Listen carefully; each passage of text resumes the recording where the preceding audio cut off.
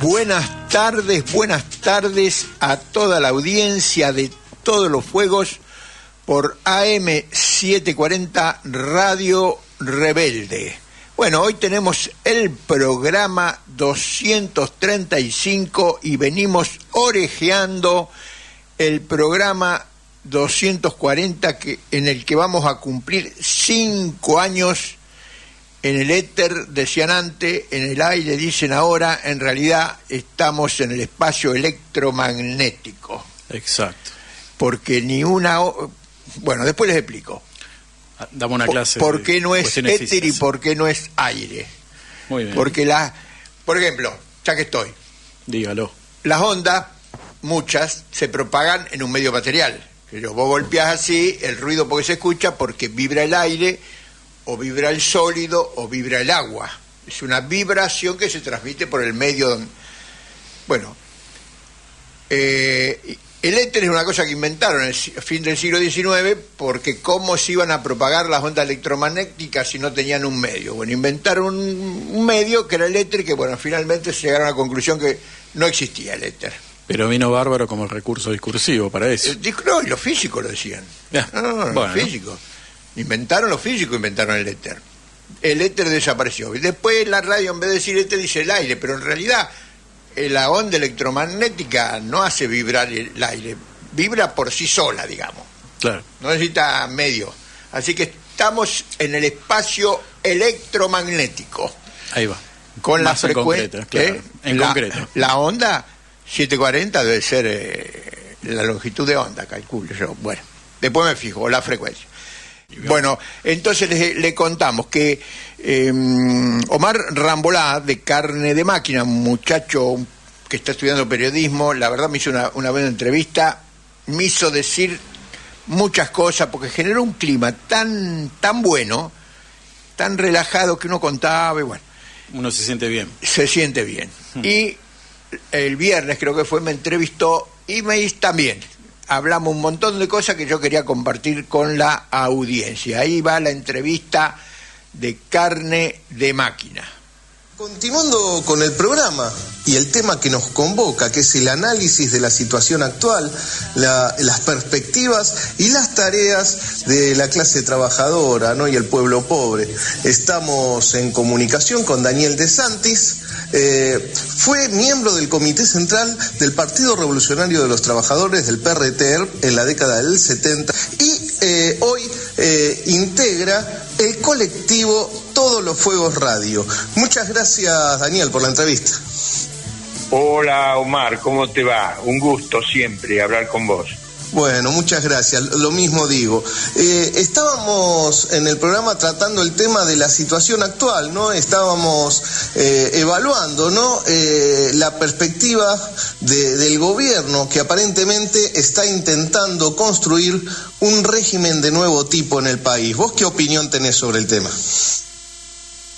Sí, de nuevo y viejo tipo, porque se usan caracterizaciones que a veces resultan cómodas, como por ejemplo fascismo, y yo veo que sí, tiene elementos fascistas, pero no es un régimen fascista. Por ejemplo, la única institución fascista, o corporativa, digámosle corporativa, no fascista, que jugó un papel importante entre el fascismo y el corporativismo, pero digamos, es la Junta de Mayo.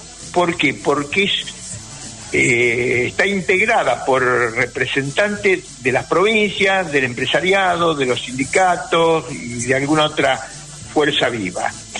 Es decir, que no es una institución que se apoya en la democracia liberal burguesa, sino en otro tipo de representatividad. Eso es una institución corporativa privada, y además su función se superpone con la función del Congreso, porque hacer las leyes. Entonces, si está el Congreso, ¿para qué forman esta institución? Bueno, ahí puede ser que avance en esa dirección. Pero, por ejemplo, a diferencia del fascismo, no tiene capacidad de movilización de ningún sector, ni siquiera de los que los votan. El fascismo, en ese sentido, fue la guerra civil de la pequeña burguesía contra las organizaciones obreras. Bueno, este gobierno no tiene esa capacidad. Y además, no es un gobierno de un país desarrollado, independiente, que sale a disputar los mercados con Francia, Inglaterra y Estados Unidos. Argentina es un país, hay capitalismo, hay monopolio, hay Estado, pero es un país, la característica distintiva que es un país atrasado y dependiente. O sea que le falta para hacer fascismo. Un elemento, por ejemplo, que yo estaba pensando y que lo vamos a hablar el lunes con, ¿cómo se llama este compañero? Ismael Jalil, que fue, bueno, estuvo en la Correpi mucho tiempo, que ha estado siempre vinculado a la cuestión de la represión del Estado. Bueno, no voy a hablar por él, yo que pienso, a mí me da la impresión, tengamos en cuenta esto, llevan 7 meses de gobierno y no han matado a nadie. Que no es un mérito, pero lo pongo para hacer una comparación. De la Rúa, a la semana de asumir, tuvo 2 muertos en el puente entre Posadas y Corrientes, con un ministro del Interior progresista como era, bueno, no me sale el nombre ahora, Storani. Y ¿pero por qué? Porque son buenos, porque son moderados. No. A mí me parece que tenemos que penetrar un poquito más. Ellos están haciendo una política de ablande, están preparando a la población para que acepte una represión que saben hoy que todavía no aceptaría la población una represión más descarnada, más fascista, si querés. Ellos han estudiado mucho a Gramsci, más que nosotros. La otra vez escuchaba o leía un intelectual, que ahora no me acuerdo el nombre, pero el tipo hablaba de Gramsci con una solvencia importante. No son ningunos improvisados esto. Entonces, eso lo tenemos que tener en cuenta. Han entrado en la batalla cultural, en la batalla de ideas, y Milei, más allá de que sea loco o no, que lo es, a mí me parece que está chapita, pero ¿por qué el capital financiero internacional, a quien representa, eligió un tipo que está chapita? Porque le facilitó presentarlo como uno que viene de afuera, un outsider, le dicen en inglés, un tipo que no viene de la política, sí viene de la política y del capital financiero. Entonces, pero no es lo esencial que el tipo esté loco, lo esencial es la política que representa y que la sabe representar muy bien. Entonces, ellos están avanzando en ese terreno. En el terreno que no han avanzado, y sino que han fracasado estrepitosamente, es en el terreno económico, que supuestamente es su fuerte. Han devaluado el peso frente al dólar, y mejor dicho, mi hermano economista me indica, apreciaron el dólar sobre el peso en 118% a los 3 días de asumir. Y en 6 meses, porque tenemos la inflación de mayo, saqué hasta mayo, la de junio todavía no la multipliqué, pero hasta mayo tuvimos una inflación acumulada, contando diciembre, del 156%, es decir, que la inflación se comió la apreciación del dólar, y hoy tenemos un dólar barato, salvo Uruguay, que es carísimo, es el país más caro del mundo, para los chilenos, para los bolivianos, para los brasileños, los paraguayos. Argentina es un país barato en dólares, vienen con dólares y compran, en cambio nosotros, y eso favorece ¿qué? Favorece la importación y desfavorece las exportaciones, dando como resultado un modelo económico que no genera dólares, y este modelo venía a generar dólares para pagarle al capital financiero y al Fondo Monetario Internacional, la deuda externa. Es decir, que era un fracaso estrepitoso. Y si devalúan ahora, porque ya se está hablando mucho, porque los capitalistas, los exportadores, el campo, Caballo desde hace 2 meses, todo el establishment o los economistas del establishment vienen planteando que hay que devaluar o de nuevo acrecentar el dólar frente al peso. Habla de un fracaso total. Después de una devaluación del 118% que hay, creo que el otro día leí, no me acuerdo bien, pero más o menos es comparable con la que realizó Celestino Rodrigo en 1975, abriendo un periodo de 15 años de hiperinflación que terminó en el segundo año de Menem, con el 1-1. Pero bueno, esos son los dos aspectos. Un gobierno que en lo político no trabaja mal, para ello, ¿no? Para sus intereses. Calculemos que con la política económica que ha aplastado el salario, ha aplastado las jubilaciones, ha aplastado el ingreso de todos los que tienen ingresos fijos, ha reducido el nivel de actividad económica, cae la industria, cae la producción, el cuentapropismo en los distintos niveles está en retroceso, o sea, cada vez hay menos changa, para decirlo en un sentido sintéticamente, se han reducido. Entonces, es un modelo económico que no se sostiene. ¿Y por qué no cae? No cae, por un lado, por lo que decía, de que políticamente son gramscianos, pero invertidos, en contra del pueblo, y por el otro, porque no hay quien lo empuje. El peronismo está esperando la pera madura, pero está esperando la pera madura con su ala derecha encabezada por Guillermo Moreno, el otro, el comodín que fue vicepresidente de Pichetto. Ajá. Y por el progresismo está el proyecto de Kicillof, que ya sabemos cómo nos fue con el progresismo, que fuimos avanzando y le generó un camino triunfal a esta política que estamos viviendo en este momento. Mira, bueno, y ni que hablar. Disculpa que te quería interrumpir para hacerte una pregunta.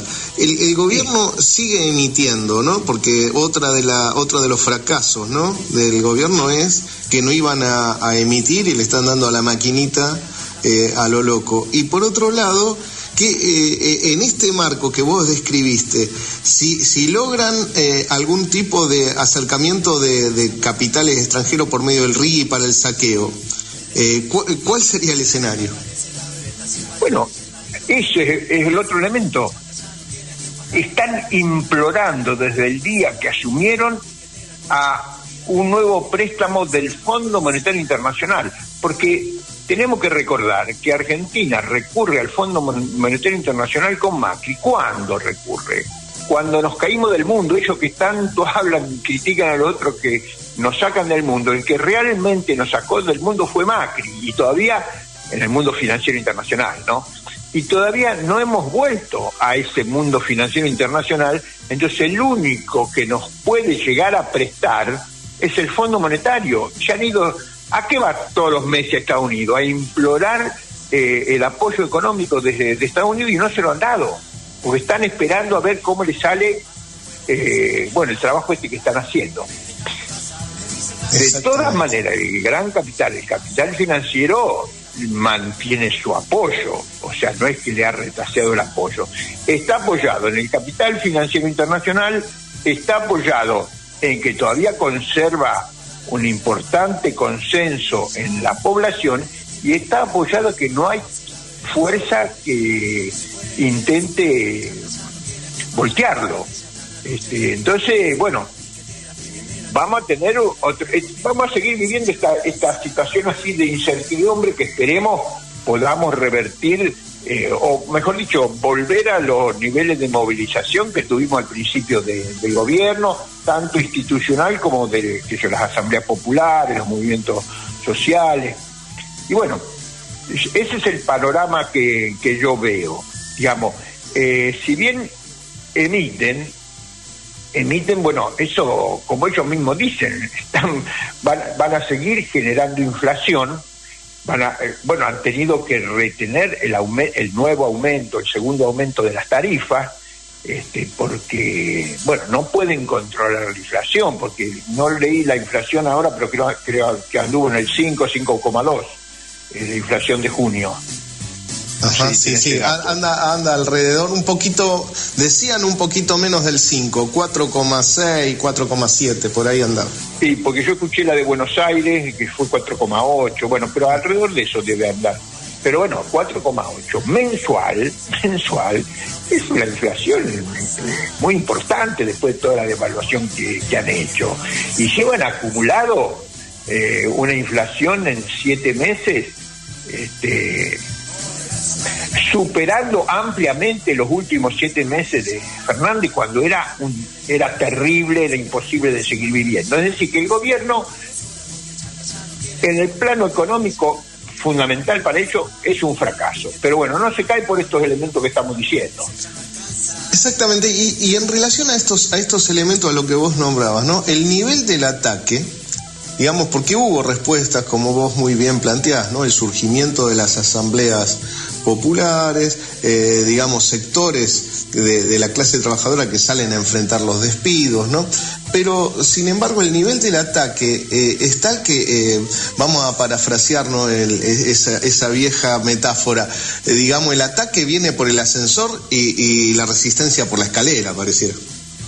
Porque ideológicamente el sistema capitalista, incluso antes de Milei, digamos, ha venido trabajando, ha generado múltiples conceptos que vienen del posmodernismo. El posmodernismo surgió en Francia, pero lo compró Estados Unidos y lo potenció y lo difundió en el mundo. Entonces, tenemos pila de conceptos que nos dividen. Nos dividimos por etnia, nos dividimos por clase, nos dividimos por género, nos dividimos por horizontales, nos dividimos por verticales, todo nos divide. Y muchas otras, que ahora, así, en elaboración rápida no me acuerdo, pero todo nos divide y nada nos une. No hay, por ejemplo, está dinamitada la unidad de clase, está dinamitada la unidad de pueblo, con todos estos conceptos que nos dividen. Hemos escuchado durante años decir, si la revolución, que no existe, pero vamos a suponer, si la revolución no es negra, no será; si no es de género, no será; si no es de etnia, no será. No, compañeras y compañeros, si no es todo junto, no será. Y nos cuesta juntarnos. La horizontalidad.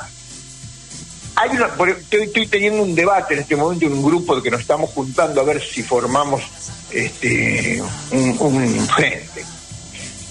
Hacen una crítica reivindicando la organización horizontal, y dentro de la crítica criticaron la delegación, el delegado, y terminaron criticando al delegado. Pero les digo, compañeras y compañeros, los momentos de auge de la lucha de la clase obrera y del pueblo, el delegado fue una figura central, tanto en la resistencia peronista como en el enfrentamiento a la dictadura de don Gañán Lanuse, como después el enfrentamiento al gobierno peronista de derecha del 73 al 76. A nivel de masas, la figura central de la organización popular fue el delegado. Entonces, lo que tenemos que tener en cuenta, cuando criticamos el verticalismo, la falta de honestidad, todo eso que pasa en la organización, saber diferenciar el carácter de clase de cada cosa, no tirar, como dice el viejo dicho, el niño con el agua sucia. Tenemos que diferenciar lo que viene del individualismo, del egoísmo, del capitalismo. La ideología dominante en la sociedad capitalista es la ideología individualista, la ideología burguesa. Entonces, todo esto que vemos de falta de las burocratizaciones, burocratización del peronismo, la burocratización de la CGT, la burocratización que tienen las entidades empresarias, eso es puramente que proviene del individualismo capitalista. No podemos mezclar con eso a la genuina organización popular, y bueno, eso también nos retrasa en extender la influencia de la organización de base. ¿Se llamará delegado o no? No sabemos. Yo me estaba acordando una experiencia cuando nosotros ganamos el cuerpo delegado en mi fábrica. Un compañero que tenía mucha capacidad, pero que quería hacer un juego distinto a los que estábamos al frente, organizó un cuerpo de representante contrapuesto al cuerpo delegado. No, nosotros nos dimos cuenta, dimos la batalla y que la ganamos. Desapareció el cuerpo de representante. La palabra representante, por ahí si la entramos en hilar más fino, puede ser superior a delegado, representan, no hay delegación, pero en la práctica concreta el delegado es el que jugó ese papel. Voy a que no nos confundamos con los nombres, no nos confundamos con la ideología que viene de la burguesía, que nos desarma la posibilidad de organización de la clase obrera y del pueblo. Nosotros tenemos historia, bueno, discutiremos entre nosotros si delegados, si le ponemos un nombre más lindo, más adecuado, pero el papel que ha jugado el delegado ha sido, el delegado nuestro, el delegado de la organización popular, ha sido altamente positivo en los momentos de auge de la lucha popular. Es sin duda, y por otro lado, los delegados que han jugado ese rol han sido voz de los trabajadores, porque utilizaban la asamblea como medio, ¿no? Como forma de funcionamiento, ¿no? Entonces siempre era la voz del conjunto, era la voz de los trabajadores, ¿no? Exactamente. A diferencia de la mayoría de los delegados actuales, ¿no? Que en relación a los compañeros, digamos, se han separado de los compañeros y están pegados más al sindicato y a la patronal que a los laburantes. Esa es la situación. Me pareció un compañero que es delegado actualmente, un veterano 7, 8 años menor que yo, pero que es delegado, está activo, dice, bueno, pero y todavía entre los delegados hay cosas positivas, me dice, como diciendo, no está todo perdido. No está todo perdido. No, y bueno, ven a la gente todos los días, digamos. Hay una presión ahí, mínimamente está esa presión. Pero me quedé con lo que planteabas con respecto al problema de que pelear separado, ¿no? Lo que viene sucediendo, ¿no? Ellos nos golpean de manera unificada, el Estado y las patronales nos están golpeando de manera unificada, el Estado con toda la batería de medidas que vos comentabas, más los despidos, ¿no? En el sector público y en el sector privado, una ofensiva también de despido y de avance sobre las condiciones. ¿Cómo avanzamos en el tema de la unidad? Es difícil, ¿no? Si fuera fácil tendríamos el problema resuelto. Pero ¿cuál es tu mirada con respecto a eso? Hay que vos lo dijiste, no es fácil, hay que intentarlo y hay que hablar de frente. No tenemos que tenerle miedo a las palabras, decir las cosas, actuar con honestidad. Mirá qué cosas básicas que nosotros hemos perdido. Yo me acuerdo cuando era chico, seguramente que vos también, jugábamos al policía y ladrón. Estoy hablando de los años 60, los principios de los 60. Nadie quería jugar de policía, todos los pibes querían jugar de ladrón, porque había un rechazo a la policía.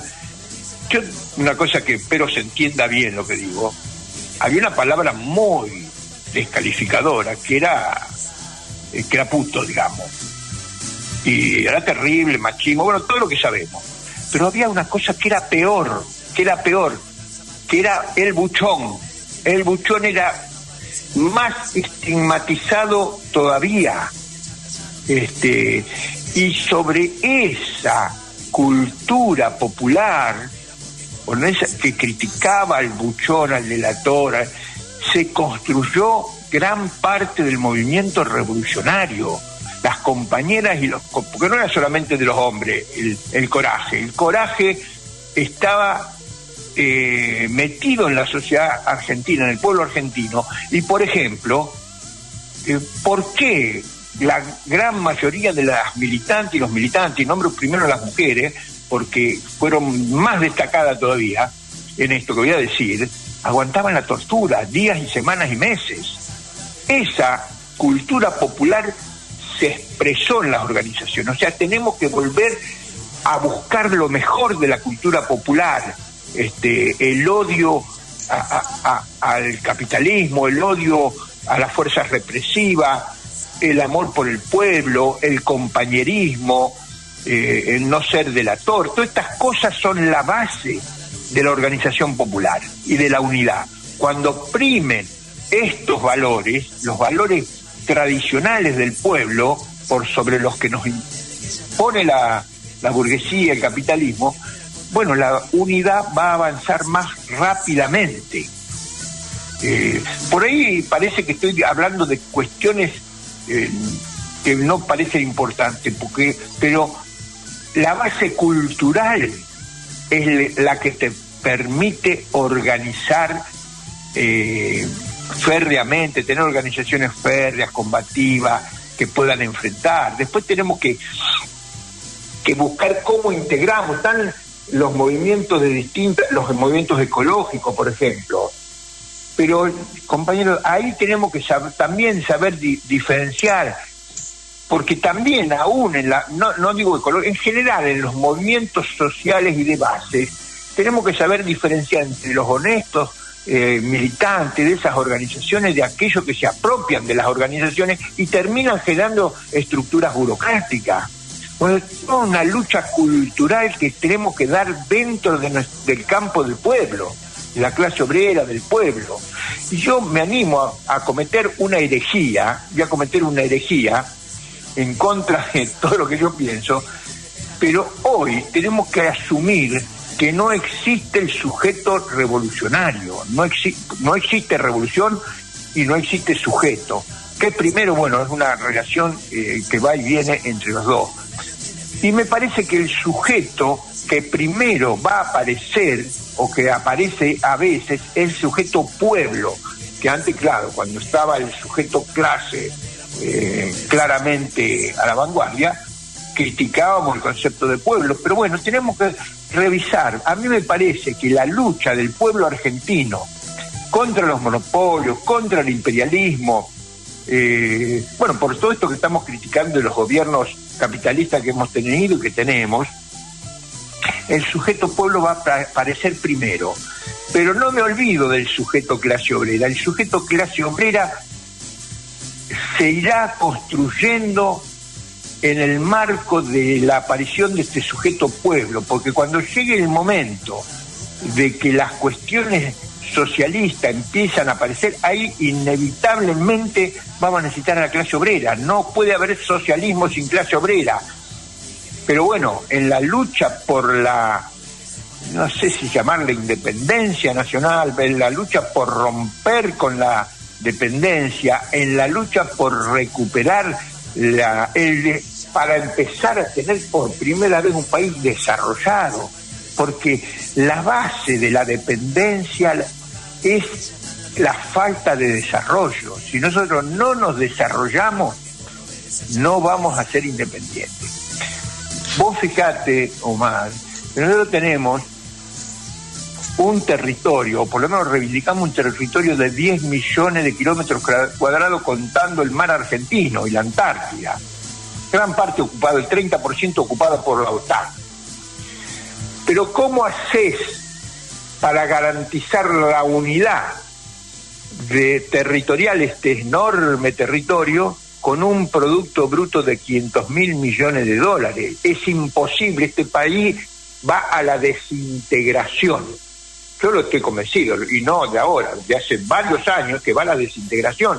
Entonces la lucha por esa institución tan denostada que como que le dicen el Estado-Nación, hoy el Estado-Nación el que lo quiere romper es el capital financiero internacional, porque es un enemigo para su principal bandera. ¿Cuál es la principal bandera del capital?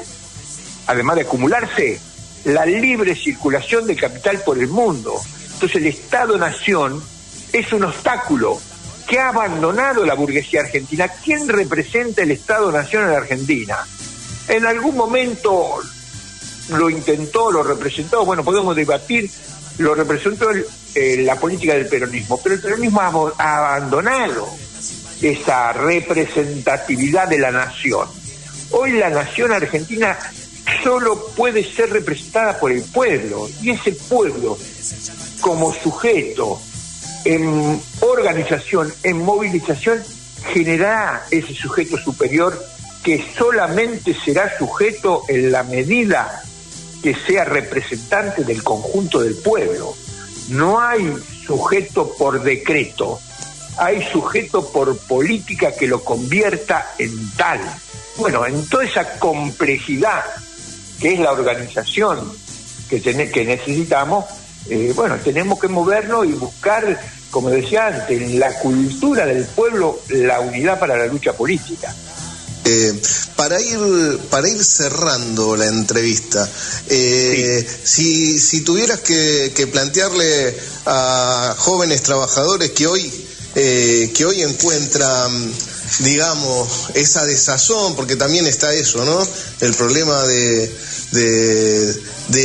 por un lado estar confundido frente a la situación y también la desazón para enfrentar la situación, ¿no? Frente a una ofensiva que cada vez es más fuerte. ¿Qué mensaje le darías a la juventud trabajadora? ¡Qué pregunta! Bueno, que hay que buscar en la historia argentina, por ejemplo, cuando en 1815, después que lo derrotan a Napoleón, todo el proceso independentista estaba derrotado. ¿Qué quedaba libre? Quedaban los Estados Unidos del Norte, Estados Unidos, y algunas de las provincias unidas del Río de la Plata, el resto de América, y Paraguay. El resto de América se había restaurado el poder. Y bueno, y ahí, ¿qué estaba? El ejército de San Martín quedaba. Y San Martín puso coraje y trabajo, capacidad, y bueno, y dio el paso al frente. Y los que lo acompañaron, porque había muchos, estaba San Martín, lucharon en la mayor de las adversidades y triunfaron. Y después hay distintas etapas de la historia argentina, para no hacerlo largo, que también el pueblo salió adelante por la firmeza, por el coraje, por la esperanza de que es posible la libertad, la independencia, vivir mejor, que es posible cambiar este estado de cosas, de explotación, de soledad. Bueno, hay que infundir convicción en los compañeros, y ese es el papel del militante, del delegado, el organizador en el seno del pueblo y en el seno de la clase obrera. Por eso no podemos debilitar ni la nación argentina ni el delegado de fábrica. Son a lo mejor nombres vetustos, pero que hoy necesitamos recuperarlos o mantenerlos, porque alrededor de ellos vamos a construir esa unidad que necesitamos.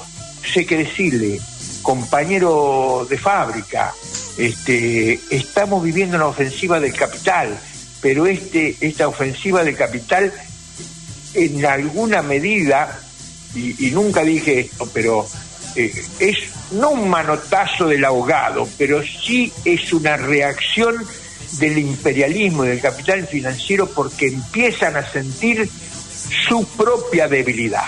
El mundo está partido, Occidente está en retroceso, y esto que estamos viviendo es un intento del capital financiero internacional, sobre todo de Occidente, por mantenerse en la dominación. No tienen todas de ganar. Si persistimos, los pueblos se van a imponer y vamos a ganar. Bueno, Daniel, te agradezco mucho la generosidad que tuviste para darnos este tiempo. Te mando un fuerte abrazo y nos mantenemos en contacto. Muchas gracias.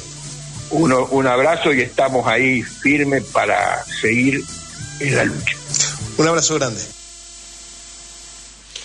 Bueno, Se hizo largo pero llevadero, Sí. vamos a decirlo, ¿no? Porque se tiraron... Igual yo creo que ahí están condensadas muchas cosas que, precisamente, ¿no? Venimos charlando hace varios programas. También están en el libro, ¿no? Qué sé yo, me parece que está bueno esto para, bueno, seguir debatiendo, discutiendo. Sí, sí. No, por eso me pareció, como estaba todo junto, me pareció importante Condensado. aprovechar el espacio y bueno, lo metimos. Bueno. Y vamos a hablar un poquito de la actualidad política. Hablamos de la actualidad y un poco la idea hoy era charlar, vamos a tratar de hacer economía de tiempo, ¿no? Porque es extraño, ¿no? Están pasando muchas cosas y a la vez se busca como que parezca que no está pasando nada, o si lo que está pasando en realidad es algo deseado, digamos, para que precisamente lo que nos interesa, lo que nos preocupa, que son las cuestiones de fondo que afectan a lo social, a lo económico, ¿no? Por ende a lo político, quede relegado o no se visibilice, ¿no? Y terminamos ahí después debatiendo y discutiendo cosas que son inconducentes. Esto que estamos diciendo no es nada nuevo, pero han pasado un montón de cosas esta semana que son relevantes y sin embargo las pocas veces que hemos escuchado, por ejemplo, al presidente y a algunos funcionarios salieron hablando de cualquier otra cosa. Y lo importante que se supone que está sucediendo, en particular a partir de que la otra semana se sancionó finalmente la ley bases y se hizo este anuncio de, bueno, ahora viene la segunda etapa del gobierno, ¿no? Que se suponía que, bueno, venía como una etapa más fina, ¿no? De lo económico, ¿no? Que iba a haber, se iba a pasar a la emisión cero y que porque se suponía que ya se controló a la inflación, pero han pasado cosas como que, por ejemplo, el anuncio de la inflación de este mes terminó demostrando un pequeño crecimiento cuando ellos supuestamente venían diciendo de que la tendencia era a la baja, ¿no? Pero 4,2 y esta vez fue... Supuestamente 4,6 y ellos estimaban que iba a ser 4,3. Se terminó anunciando 4,6. El cambio es ínfimo, pero hay dos cuestiones a ver ahí. Una, que no se está... Ínfimo para la Argentina. Por supuesto, en cualquier otro país esto sería un desastre. Un desastre. Pero ¿qué pasa? Viene pasando esta cuestión que es...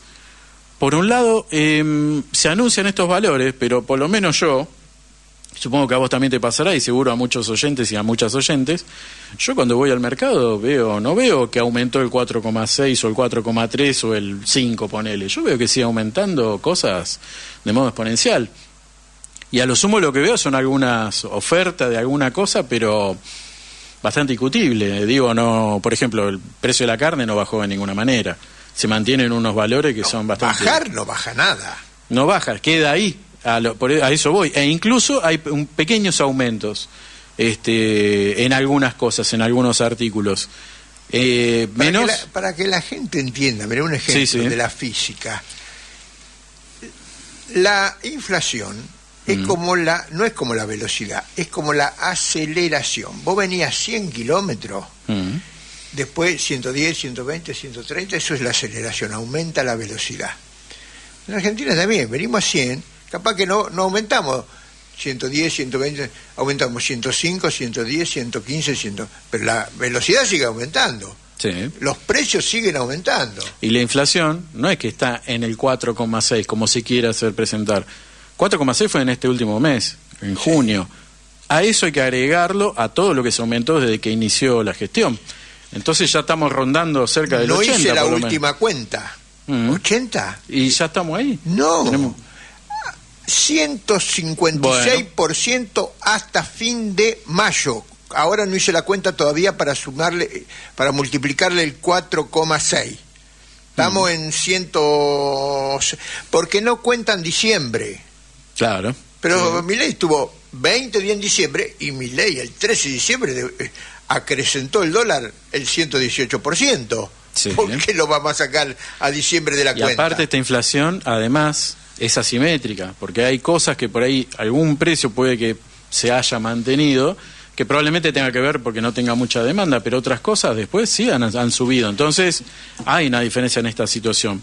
Entonces, a lo concreto, lo que podemos estar charlando ahora es ver qué ha estado haciendo tanto el propio Javier Milei como el gobierno en general. Entonces, por un lado tuvimos de repente a un Milei hablando entre el jueves y viernes pasado de que acusó a que el Banco Macro salió a hacerle una especie de corrida financiera o algo por el estilo, cuando ellos mismos habían avisado, el propio Caputo, de que iban a estar transfiriendo y liquidando bonos que estaban ajustados a los valores de la inflación, y como se supone que la inflación está bajando, ¿qué era la movida lógica que iban a hacer los bancos? Bueno, liquidemos esos bonos porque, entre comillas, si está bajando o estancándose la inflación, probablemente vaya a pérdida, así que lo liquidan. Y entonces ellos van y plantean que esto es una jugada financiera, pero es una jugada financiera de las que hacen ellos, precisamente normalmente. Entonces, ¿cómo es la cosa? Cuando afecta a la gestión propia, de repente ahí sí son traidores, ¿no? Y ese tipo de cuestiones, pero la realidad es que ellos mismos están haciendo esa timba. Por supuesto, a los ojos del público en general, ¿no?, de la ciudadanía, ese tipo de cuestiones se escapa. Otro verso que tuvieron con lo que se estuvo tratando de distraer a la gente esta semana tuvo que ver también Milei, que se la pasa viajando. En estos días estuvo entre Europa, estuvo en Brasil, ¿no? Por supuesto, ya lo mencionamos, ¿no? Estuvo la reunión de Mercosur, a la que no fue, a la que mandó a Mondino a sacarse fotos y que encima tuvo encontronazo con la prensa de Paraguay y demás, y en donde se aprobó el pleno ingreso y la inclusión de Bolivia como país miembro, digamos, de pleno derecho, un proceso que lleva bastantes años, y cuando se enteraron, de repente se indignaron a decir, ¿cómo puede ser que entró Bolivia? Nadie nos dijo nada. Esto es un proceso de años, y aparte ingresó Bolivia. Claro, Bolivia es visto como un país, ¿no?, medio raro, medio socialista, medio comunista en la visión del presidente. De repente se enteraron. Pero bueno, pasan este tipo de situaciones. Mientras tanto, en el mismo Brasil, Milei estuvo paseando, sacándose fotos con Bolsonaro, con el hijo de Bolsonaro. Bueno, ese tipo de cuestiones. Y después, de repente, Milei se acordó que, bueno, Argentina estaba por jugar una final, la final de la Copa América, que por suerte anoche, ¿no?, en hora de la madrugada ya, bueno, Argentina tuvo la suerte de poder ganar. Y eso, que puede ser anecdótico, en el mejor de los casos, decir, bueno, entre tantas malas que venimos sufriendo, ¿no?, económica, social, políticamente y demás, siempre suele ser, lamentablemente para la Argentina, un pequeño alivio que se gane algo, porque aunque sea le sacás una sonrisa, ¿no?, al laburante que pasa tantas malas, pero bueno, el deporte favorito, ¿no?, popular, todavía da alguna que otra alegría. Y de repente apareció Milei a sumarse a esto, pero a dar su versión de las cosas. Y salió a hacer una discusión totalmente inconducente en torno a las sociedades anónimas deportivas, un viejo proyecto de Macri, que básicamente es la privatización del fútbol. Y se puso a hablar de que había que ver el ejemplo del 11 titular de Argentina, en donde no hay un solo jugador que juegue acá en la Argentina. Claro, están todos jugando en Europa. Bueno, esa chicana, porque él planteó que, bueno, hagámonos cargo de que, él habló de que si sostenemos esta cuestión de los clubes de barrio, ¿no?, los clubes como entidades sin fines de lucro, ¿no?, sociedades civiles sin fines de lucro, estamos yendo derecho al empobrecimiento. Les recordaron que todos los pibes que están ahí precisamente, que ahora tienen destino europeo, se formaron todos en clubes provinciales, ¿no?, en general pequeños de barrio, que después jugamos todos. Donde hemos jugado todos en clubes con nombres de Ginóbili en el básquet, jugábamos contra nosotros. Claro, todo empezó así. Nadie se forjó, nadie empezó jugando en el Manchester. Quizá de eso se pueden dar el lujo a algunos. Pero, digamos, acá no está pasando eso. Entonces le dijeron, bueno, ¿cuál era la sensación de todo eso? Bueno, volvemos a lo mismo. Esta idea de instalar temas inconducentes para dejar pasar por atrás lo importante que estaba pasando. Porque mientras se estaba discutiendo esta cuestión, ¿qué pasó? Caputo, por otro lado, estaba pronunciándose, diciendo que qué está pasando, que el FMI, ¿se acuerdan que hablamos de que el miércoles pasado se pagaban casi 5 billones de una parte del vencimiento de la deuda que tiene Argentina, que se pagaron, y eso salió de las reservas de Argentina? Billones de pesos. Sí, sí. Y, bueno, ¿qué se estaba esperando? Que a partir de ahí, este era el juego a lo que jugaba Caputo. Él estaba diciendo, bueno, una vez que tiran eso, por ahí nos renegocian parte de la deuda y nos pueden tirar unos mangos y con eso vamos tirando.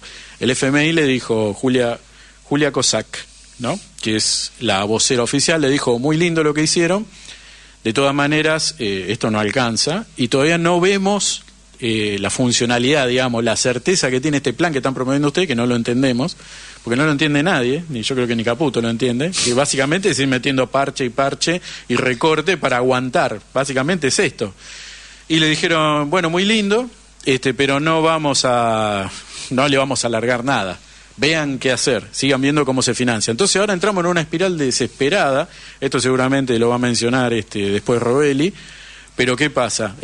Como no hay financiamiento de ningún lado, y lo único que la perspectiva es deuda... Digamos que el financiamiento se cortó con el gobierno de Macri. Claro, ahí empezó el endeudamiento. Que decía que nos caíamos del mundo, bueno, con Macri nos caímos del mundo, no nos prestó. Entonces ahí recurrieron al Fondo Monetario Internacional, prestamista de última instancia, que ahora tampoco nos quiere prestar el fondo. Porque no la ven, entre comillas, usando el lenguaje de ellos, no la ven, no están viendo cómo Argentina va a poder hacer frente a todo ese ciclo de endeudamiento. ¿Y a qué está apostando el amigo Caputo? El último recoveco, la última cueva que queda, que es el Fondo de Basilea, o sea, un rejunte de cosas bastante oscuras, están apostando a que de ahí quizás le presten una plata a Argentina, pero hay un detalle, esta gente de Basilea es allá en Suiza, ¿no? Sí. Ellos solo entregan si primero hay un aval en dólares, en oro en firme, constante, metálico, no abstracto, no una transferencia. Y de hecho hoy hubo una denuncia de la Asociación Bancaria, donde mencionaron que se detectaron movimientos de oro de gran volumen de parte de la Argentina a través de una aerolínea británica con destino europeo. Y se están preguntando cuándo pasó eso, en qué momento se planteó, cuándo se puso frente al directorio del Banco Nación y demás, y cuál es el sentido, qué se está haciendo, por qué se está enviando, a ver, para que se vea la gravedad del asunto, se está enviando dólares, lingotes de oro de la Argentina, están yendo a otro país, y no, esto en ningún momento... Y eso no vuelven. No va a volver jamás, ¿no? Como el tesoro en la época de la invasión inglesa.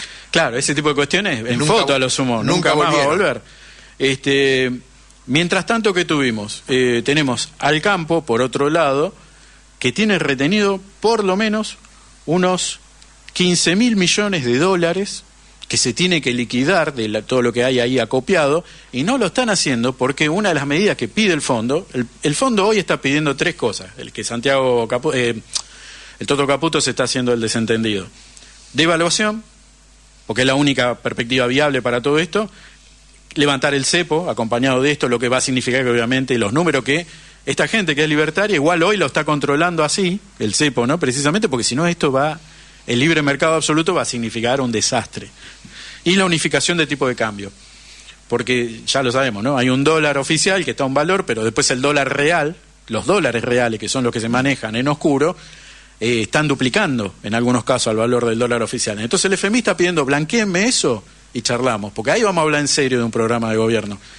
Y el campo dicen, cuando pase eso, ¿no? Ahí vamos a ver si liquidamos nosotros todo eso que está copiado. Eso se espera, una medida que se esperaba para abril.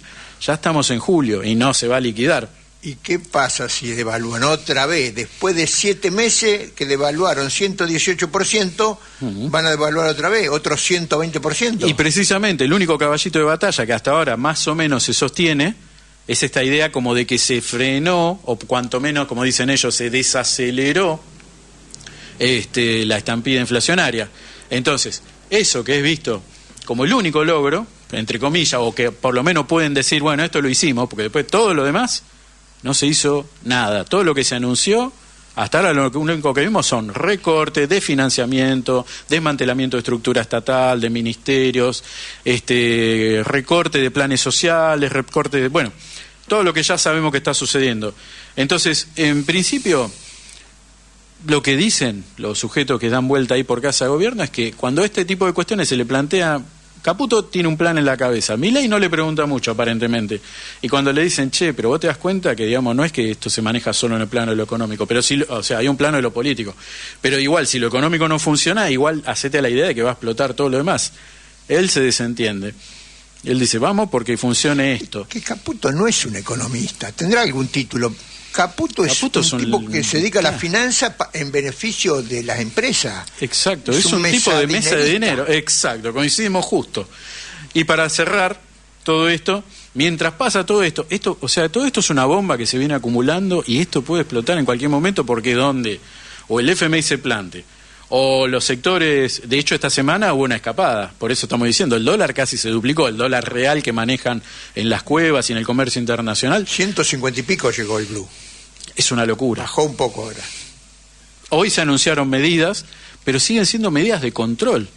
Cuando se espera que ellos que anuncian todo el tiempo vamos a liberar, pero volvieron a hacer controles porque se les está escapando y cada vez hay menos capacidad de poder hacer ese tipo de operaciones. Y mientras tanto, ¿qué pasa? Milei se fue de vuelta este finde a Estados Unidos a un encuentro de multimillonarios a pasear, por supuesto, un viaje que salió $280.000, el jet privado en el que viajó Milei. Cantaron, no sé qué hicieron en la noche ahí en un bosque, pero hasta ahora ya volvió y no hubo anuncio de una sola inversión, de un solo acuerdo, de un solo algo que se haya logrado por esta gira simpática que pasó. Sin embargo, y lo último, y cerramos acá, a tener en cuenta de toda esta cosa fantochada de anunciar cuestiones para ocultar otras, está esto último que ahora de repente, por supuesto, tiene al mundo en vilo. Hubo un atentado contra Donald Trump, el casi seguro nuevo presidente de Estados Unidos, porque ya sabemos, ¿no?, cómo viene la cosa, ya sabemos también qué piensa Donald Trump, y hay un escenario muy confuso, muy raro, qué sé yo, aparentemente lo quisieron asesinar y después hubo toda una imagen muy, yo qué sé, a mí si me intentan asesinar, yo la verdad que siento que voy a tener un poquito de pánico, pavor, y herido y todo, como estaba Trump, no se lo veo realmente muy afectado. De hecho, murieron 2 personas en el mismo lugar. Sí. Hay uno que estaba atrás, que parece que recibió un disparo. Bueno, y el supuesto atacante, el atacante, también. Hay un montón de teorías y voces dando vuelta, porque al principio se habló. Y en esto hasta el propio Milei salió a opinar, también estuvo este personaje Abascal y el propio Bolsonaro, o sea, esta nueva derecha global, hiperliberal que sale a hablar, hablaron. Que era parte del terrorismo internacional, esto tenía que ver con un frente islámico o quizás alguna pata rusa de todo esto. Acuérdense que para Occidente también, ¿no?, el enemigo hoy es Rusia, China, bueno. Después salieron a agitar todo esto en instantes, ¿no?, en horas, de que quizás era alguna organización terrorista yanqui en toda esta situación. Después salieron a hablar de que esto tenía que ver con el movimiento antifascista en Estados Unidos. O sea, estamos hablando de 50 personas, ¿no?, que no están en ese tipo de cuestiones, ¿no? Y después se habló de que, esto lo dijo el propio Milei, que esto era un atentado organizado, y lo anunció Adorni hoy en la conferencia de prensa, era un atentado organizado por la izquierda internacional que está viendo que están por colapsar y entonces se quieren atajar de las últimas cosas que le quedan, porque Trump es claramente el principal sujeto de Occidente. Yo tiraría del piolín, del hilo, de los que mataron al que hizo el atentado. Porque ¿por qué lo mataron instantáneamente? ¿Por qué no lo agarraron vivo? Y hay muchos testimonios de eso. Ya pasó eso con Kennedy. El tipo con Kennedy lo mataron 2 días después, lo mataron instantáneamente. No quieren que hablen. El tipo lo mataron enseguida. Hay videos, pero videos de gente que estaba parada ahí, que lo vio. Hay testimonios de gente que vieron que había un tipo con un rifle y le dijeron a las custodias y demás, porque estaba el servicio secreto de Estados Unidos, le dijeron, che, fíjate que hay un loco con un fierro ahí. Sí, nada. Bueno, terminó siendo ¿quién? Un tal Thomas Matthew Crooks, republicano, o sea, el partido de Donald Trump, sin motivaciones muy claras, no se entiende por qué, pero bueno, este tipo aparentemente lo mató. Hoy fue la convención casualmente del Partido Republicano y se anunció, por supuesto, que Donald Trump va a ser el candidato de ellos y lo va a acompañar un tal J.D. Vance, un hiperconservador de allá. Bueno, no hay novedades en este tipo de cuestiones. La cuestión es que mientras pasaba todo esto, ayer también hubo el sábado a la tarde hubo un bombardeo en Mawari, en Han Yunis. Esto es parte de los territorios palestinos por parte del ejército israelí, donde murieron 71 personas, entre ellas menores, y hay por lo menos 280 heridos. Esto no salió en ningún lado.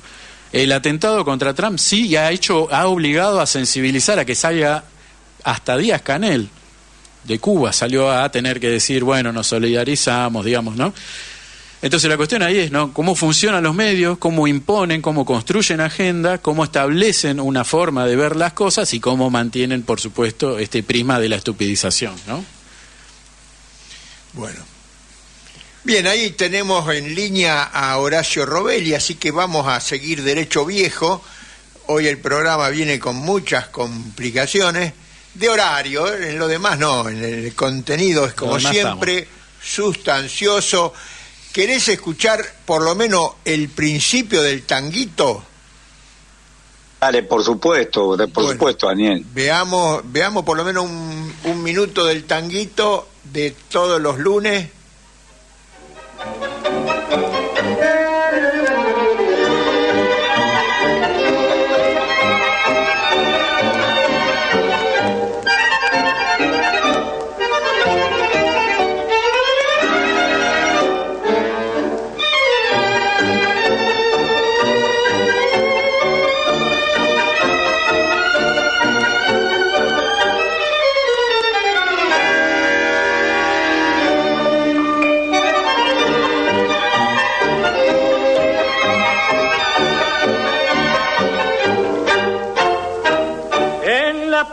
De un palacio un pebete mendigaba, tengo hambre, tengo frío, tenga usted piedad de mí. Era agosto, pleno invierno y la lluvia taladraba a su débil cuerpecito que era carne de orfandad. Esa noche había baile y llegaban hombres ricos con mujeres muy hermosas al espléndido festín. Y pasaban egoístas sin mirar al pobre chico, que era un ángel con andrajos, que era un rubio querubín.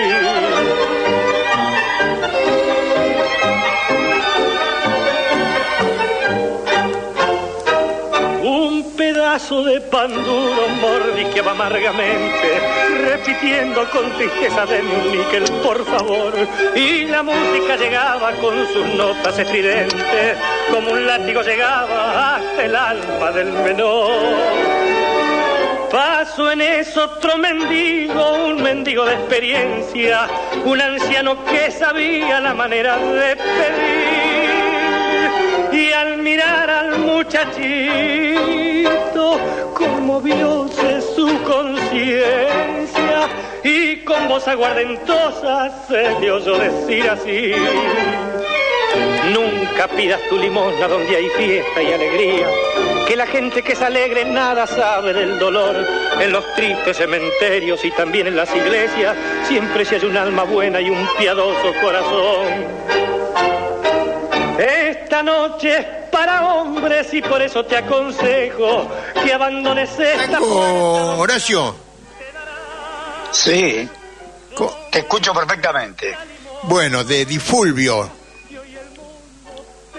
No, la limosna, el tango se llama La Limosna. Lo que pasa es que no puedo identificar quién lo canta y cuál es la orquesta. Martel lo canta. El tango se llama La Limosna. Julio Martel, entonces con Alfredo De Angeli. Con Alfredo. La Limosna de Alfredo De Angeli con Julio Martel. Sí. Sí, Julio Martel. Los dos hermanos, Julio y Ledo Martel, eran los Carlos Dante también, Oscar La Roca, eran los cantores de la orquesta del Colorado Alfredo De Angelis.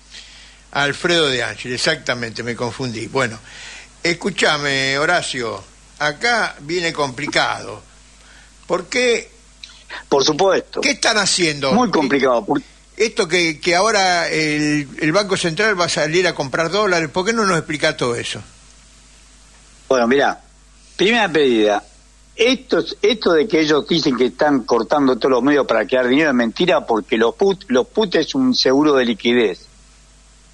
El que comenzó con todo esto fue Sergio Massa, apenas asumió como ministro en agosto del 22, él para asegurar y poder pasar los títulos del Tesoro que vencían en el año 22 y 23, pasarlo para el 24, 25 y 26, dio algunos créditos con cláusula put. ¿Qué significa? Significa que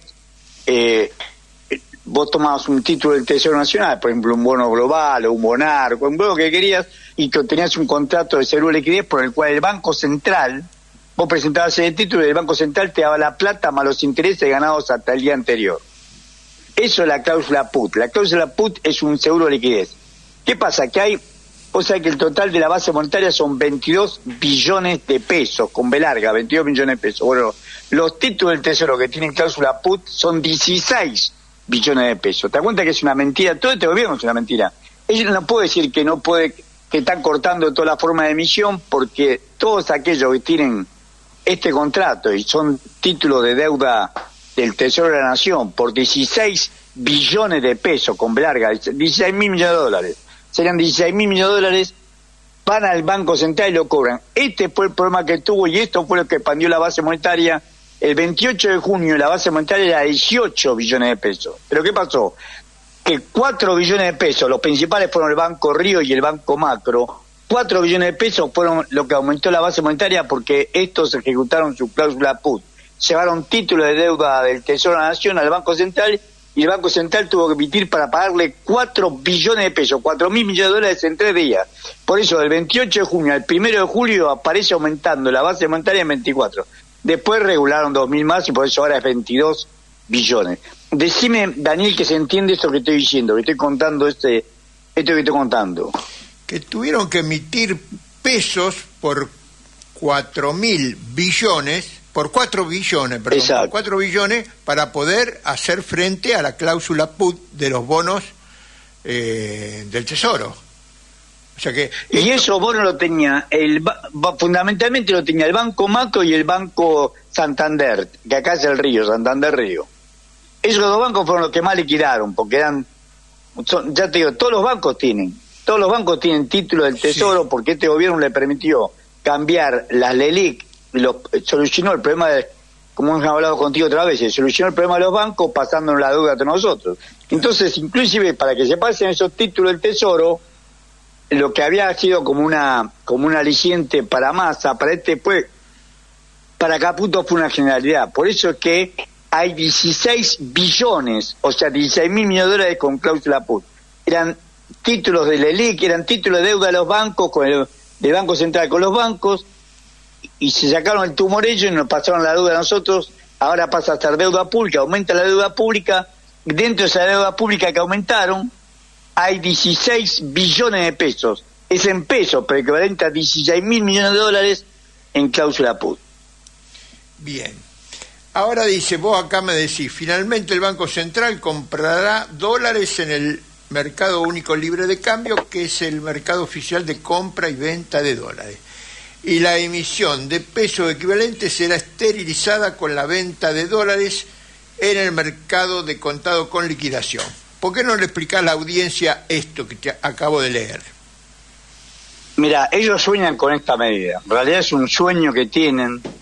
No puedo decir que el sueño es porque estamos en radio, pero es una burda mentira más de ellos. Mira, cuando el Banco Central, cuando compra dólares, por ejemplo, viene una exportación y compra dólares, el asiento que hace es entra oro de divisa, entran dólares a la Reserva del Banco Central y a cambio emite billetes y monedas. Pero ellos, para esterilizar esa cantidad de billetes y monedas, van a decir, bueno, nosotros esos dólares que le compramos a los exportadores los vamos a vender en el contado con liqui. De esa manera vamos a vender, hoy lo hicieron, y vamos a bajar el precio del contado con liqui. Lo hicieron. Ahora yo digo, los bancos, el campo, que es el que básicamente que exporta, está exportando un dólar de 930 pesos. El campo está exportando el dólar oficial a 930 pesos. Y resulta que el Banco Central lo compra a 930 pesos y lo vende en el contado con liqui, lo empezó vendiendo a 1.428 pesos. Después porque bajó al ofrecer tantos dólares el mismo Banco Central, le compra a los exportadores. Mirá lo que hizo hoy, le compró a los exportadores a 930 pesos y lo terminó vendiendo al contado con liqui, primero en 1.428 pesos y después cerró en 1.315 pesos. A las 3 de la tarde, a las 10 de la mañana empezó vendiendo dólares a 1.428 pesos y después fue a 1.315 pesos. Bajó, porque los dólares que le saca a los exportadores lo aumenta, lo que saca del mercado único libre de cambio, el MUL, que es el dólar de los exportadores, lo vende en el mercado del dólar contado con liqui. Por eso bajó de 1.428 a 1.315, pero son dólares que perdés la reserva. O sea, eran dólares que eran de la reserva genuina, que nos pertenecen a todos nosotros, que los exportadores se están liquidando, se lo compran a 930 pesos, hace negocio el central, y lo terminó vendiendo en el último momento a 1.315 pesos. Pero ¿y a dónde van a parar esos dólares que vende? Se fugan. Se fugan porque el contado con liquidación es el instrumento de la fuga. Exactamente. Por eso te digo, estamos perdiendo reservas internacionales para posibilitar para financiar la fuga de capitales. Esto ya lo hizo Caputo la otra vez cuando fue presidente del Banco Central, con el dinero que le había dado el Fondo Monetario Internacional, le echaron. Ahora lo hace directamente con el dinero de los exportadores. Vuelve a repetir la escena y nadie dice nada. Esto es la cobardía de los grandes medios. Están todos cómplices. El gobierno anterior es cómplice porque fue el que dejó este incendio de la LELIC. Miguel Ángel Pez y todo el directorio del Banco Central tendrían que estar procesados por sospecha de cohecho, de ir a un negocio sin correr ningún riesgo, y el riesgo lo corremos nosotros. Ese riesgo se convirtió en deuda pública y ahora esa deuda pública, Caputo y todo el antro este que tiene de Papausil y todos estos tránsfugas que tienen ellos, le están vendiendo los dólares que nos corresponden a nosotros de las exportaciones, en vez de aumentar las reservas internacionales, la están vendiendo para financiar la fuga de capitales. Eso es lo que quería decir, lo que acaba de decir vos. Pero esto es seguir el mismo desastre de Macri, el mismo desastre de Massa, ahora incrementado porque ya ni siquiera... ¿A dónde vamos? Vos decís, es el fin del fin, me dijiste.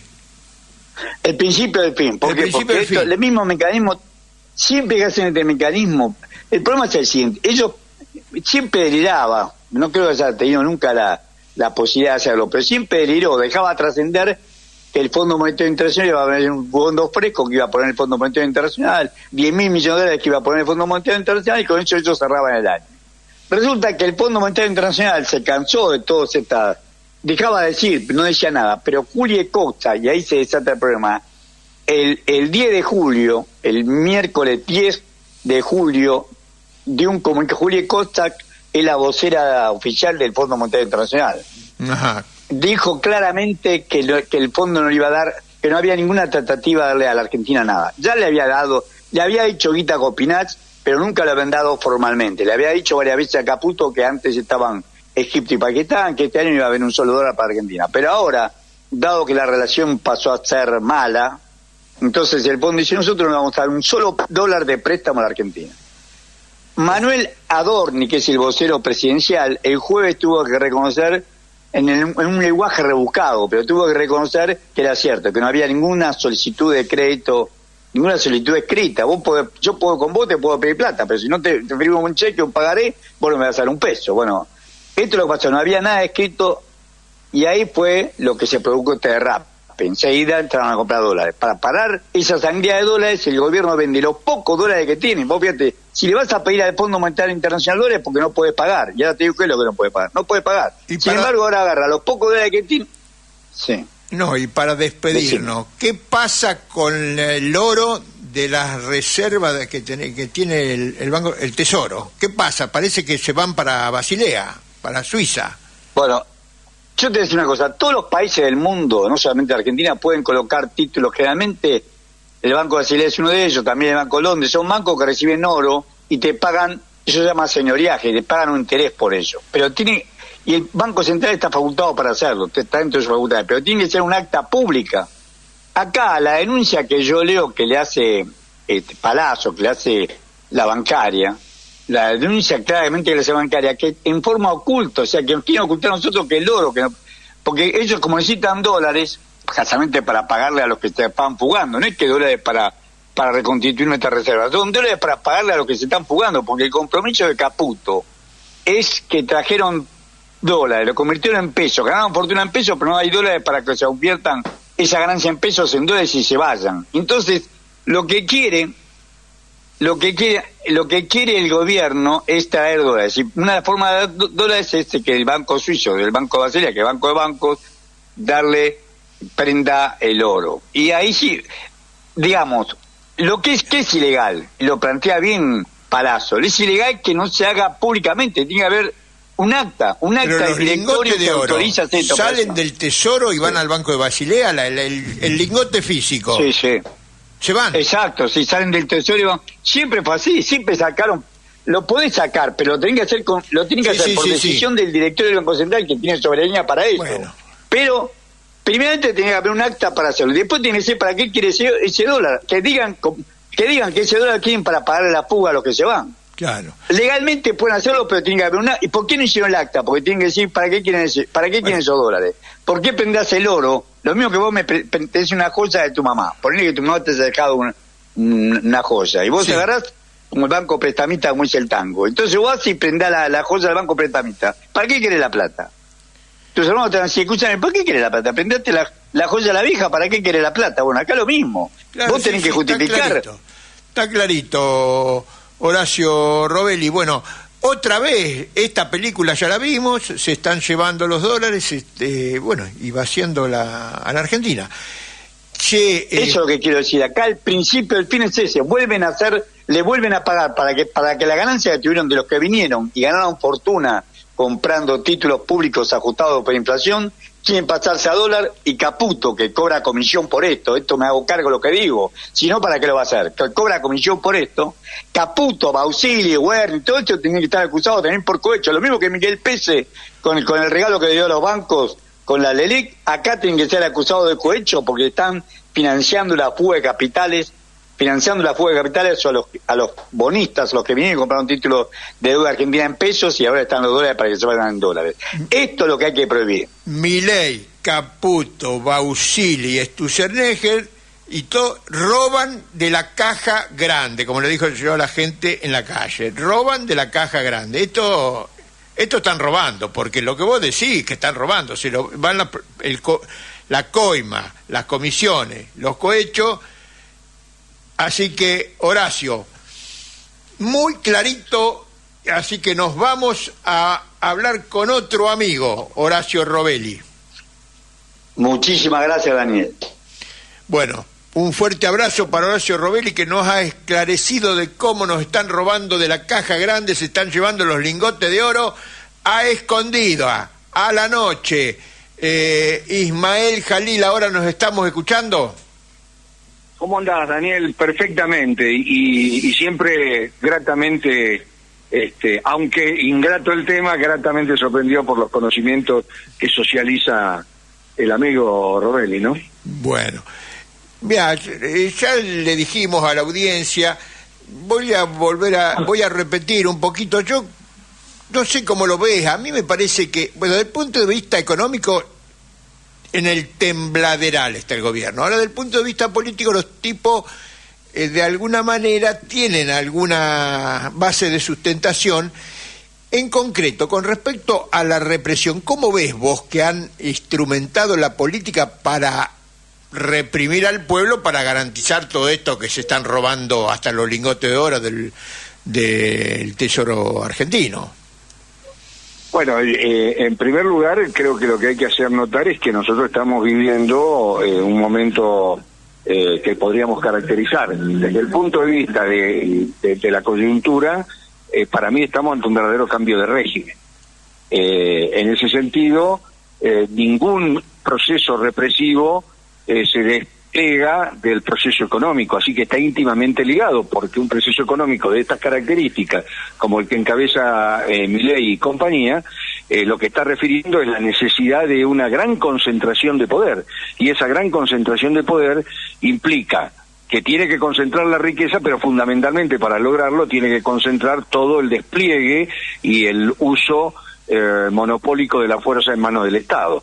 Entonces, cuando esto ocurre, todas las trampas y las no trampas, sino las limitaciones que tiene la democracia burguesa se ponen en evidencia y estallan también. Entonces, si en un tiempo nosotros teníamos eso del Estado de Derecho que nos gobierna y la recuperación del Estado de Derecho a partir de la salida de la dictadura, bueno, todo eso cae con este gobierno, y en este momento cae porque nosotros no estamos viviendo bajo las normas de un Estado de Derecho.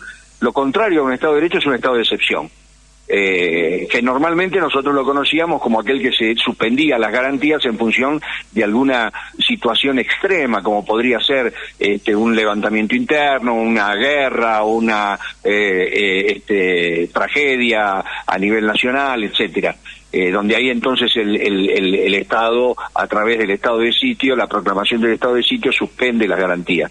Aquí no tienen esa necesidad. Aquí estamos en una instancia en donde la concentración de poder de los grandes grupos económicos de la Argentina, encabezados por aquellos sujetos que están en el círculo rojo, y que de algún modo han levantado en pala y hoy acompañan a los que se llevan los lingotes, como bien apuntaba recién, tienen la necesidad de instrumentar un verdadero estado de excepción, que lo vimos en práctica el 12 de junio cuando de algún modo desmantelaron la movilización a través del uso de provocadores y a través del uso de fiscales que son capaces de firmar cualquier cosa y de pedir cualquier cosa, de trasladar a los presos a las cárceles federales, de no manejar a la prisión preventiva como un elemento absolutamente excepcional, sino como una regla. Bueno, todas estas cuestiones que nosotros vamos viendo constituyen de algún modo la característica esencial de este nuevo proceso hegemónico, que como tal tiene dos dimensiones. Por un lado la fuerza, y por otro lado aquellos que intentan revestir de consenso y que ganarse lo que la gente comúnmente dice, el sentido común, y estas otras cuestiones que terminan legitimando y que algunos confunden con consenso, ¿no? Pero me parece que un poco por ahí viene el tema. Sí, a mí me da la impresión que este gobierno hace mucha alaraca, hace mucho ruido, las motos, todo esto, mucha amenaza, pero me da la impresión, obviamente reprime, tiene preso todo lo que acabas de decir vos, más o menos como gobierno anterior y un poco más, pero no ha pasado a una instancia superior. Me da la impresión que están haciendo el trabajo ideológico de consenso para preparar a la población para ahora, cuando se le desbarranque la economía, y bueno, tener capacidad de reprimir ampliamente. Bueno, lo que ocurre es que, coincido con la lectura, lo que ocurre es que ningún proceso se da de la noche a la mañana. El proceso represivo es un proceso que se va gestando con el tiempo, y yo te diría que en el sistema capitalista el proceso represivo es una política de Estado, digamos, una de las pocas políticas de Estado que todos los gobiernos respetan al pie de la letra, respeto entre comillas, ¿no? Pero significa que van destinando mayor presupuesto para las armas, es decir, por un lado te dicen que no hay plata, pero por otro lado la capacidad de fuego que tienen las fuerzas de seguridad cada vez se acrecienta. ¿Y contra quién las va a desparramar la policía, la gendarmería, la prefectura, etcétera? ¿Contra quién sino contra el pueblo? Si ellos están afectados al tema de la seguridad interna, y está íntimamente ligado con una concepción del enemigo interior que de tanto en tanto se va renovando, pero que hoy vuelve a aparecer en su verdadera dimensión, que es aquel que exprese su disconformidad o su oposición a políticas de desguace y de saqueo como la actual, ¿no? Entonces, evidentemente es un proceso que va llevando su tiempo, que se va consolidando, que se va naturalizando, que es otro término que hay que utilizar a la hora de hablar de represión, porque la represión se basa en dos herramientas desde el punto de vista del sentido común.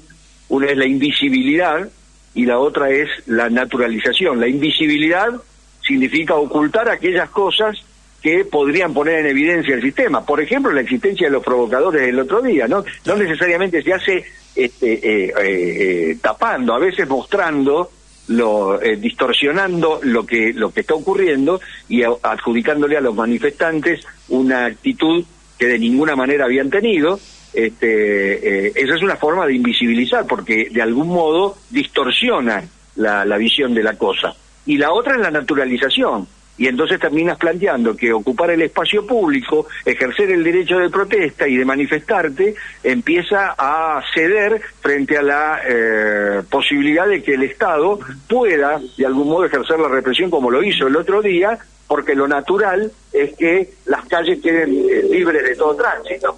Y entonces a partir de ahí, el derecho a la protesta empieza a ser un acto subversivo. Y yo digo que esto lleva años, esto no se cocina desde el mes de diciembre, esto lleva años, y tiene, por otro lado, el aporte extraordinario de los medios hegemónicos que están al servicio de todo esto y que construyen además ese sentido común, porque lejos de ser la opinión pública el resultado, lo que es el sentido común termina siendo la opinión publicada, ¿no? Y que se repite y de algún modo se legitima. Y me parece que ahí están las herramientas fundamentales para entender todo este proceso. Ismael Jalil, te agradecemos como siempre tu intervención acá en el programa Todos los Fuegos, nos has esclarecido este tema y bueno, nos quedamos con un poco menos de tiempo, pero pudimos salir al aire y cumplir con el compromiso tuyo que siempre aportás a nuestro programa. Para mí es siempre un placerazo enorme, pero también es un deber militante poder participar en todos los juegos. Realmente a mí me dignifica. Muchísimas gracias.